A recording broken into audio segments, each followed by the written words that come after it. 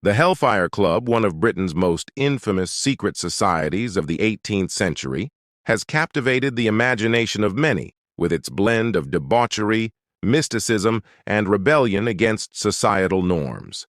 Sir Francis Dashwood, a wealthy politician and socialite, created the Hellfire Club around 1746. Dashwood was disillusioned with the rigid moral and religious codes of the time, particularly the strict Puritanism that still lingered in English society. His vision for the club was to create a space where members of the elite could freely indulge in behavior that would be considered scandalous or even blasphemous by the general public.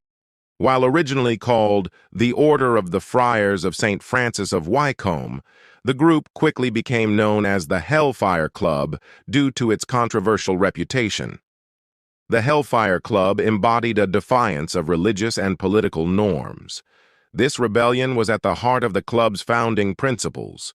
Through satire, mockery, and symbolic inversion of religious rituals, the members took part in activities that openly flouted the establishment's codes of behavior. Membership was drawn from Britain's social and political elite. Wealthy aristocrats, politicians, intellectuals, and influential figures all found a home within the Hellfire Club. One of the most well-known members was John Montagu, 4th Earl of Sandwich, who was not only a politician, but also contributed to the club's legacy of excess and indulgence.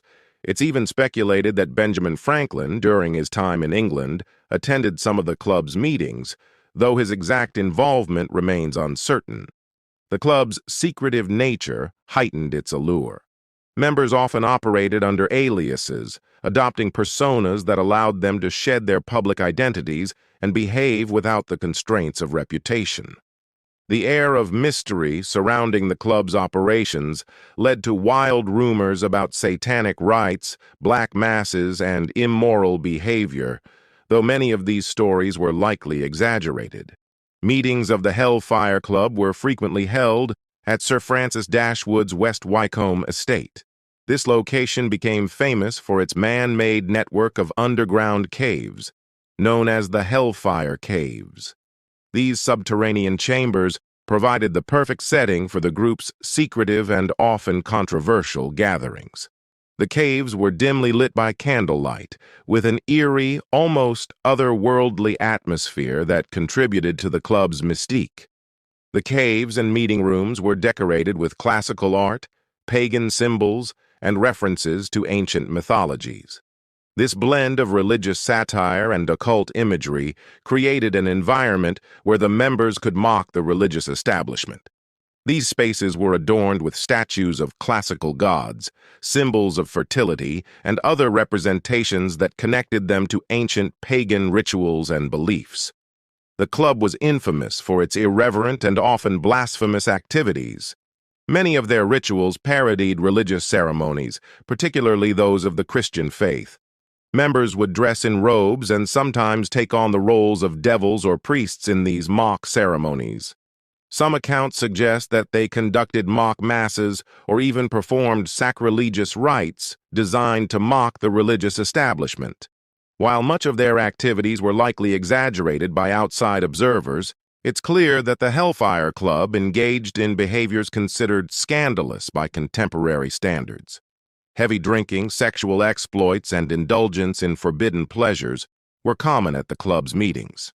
The idea was to throw off the constraints of society and embrace a hedonistic lifestyle, if only temporarily.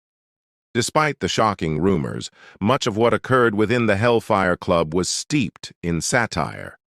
The members enjoyed mocking not only religious institutions, but also political figures and societal expectations. They viewed their gatherings as a form of intellectual and philosophical rebellion, challenging the status quo through humor and excess. While the Hellfire Club was primarily known for its debauchery, the members also engaged in intellectual discourse. This was, after all, a time of enlightenment, and many of the members were deeply influenced by new ideas about science, philosophy, and the role of reason.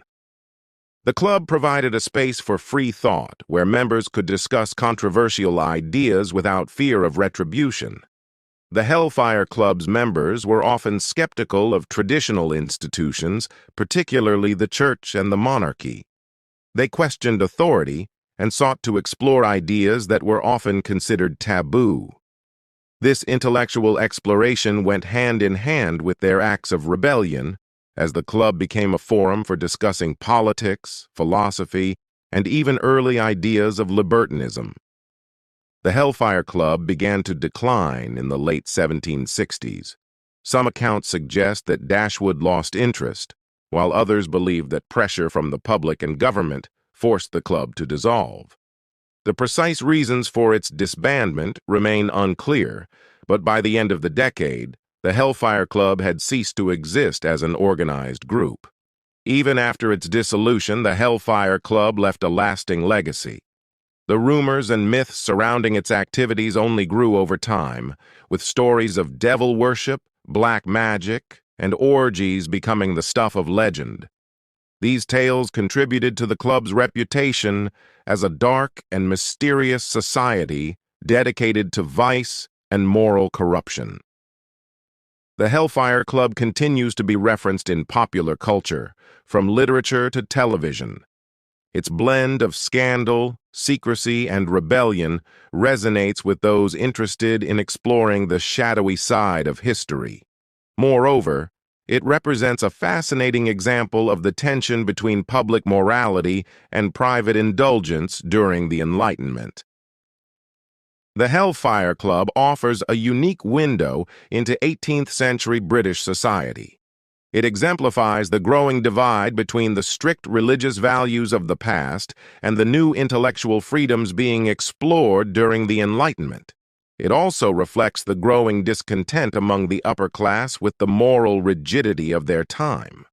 The Hellfire Club's structure, secrecy, and use of rituals may have influenced later secret societies, including Freemasonry and other occult groups.